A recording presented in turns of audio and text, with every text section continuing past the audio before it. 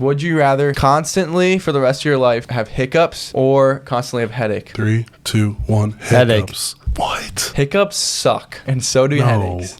No, dude, no. Come on. I thought we were on the same page. Headaches suck so bad. I have a headache like every day. The only reason I want headache is just because no one will know that I'm in pain. But like with hiccups, they'll know like I'm just hiccuping, and like I can't speak to people. And hiccups don't feel good. And I I'm hate doing headaches. hiccups. Like I hate headaches, and I have them so much. But it's just like I'll probably hiccups. get the I'm gonna hiccups have tonight. to have that 24/7. I just think the biggest thing is a headache. I feel the pain. Hiccups. Other people see my pain.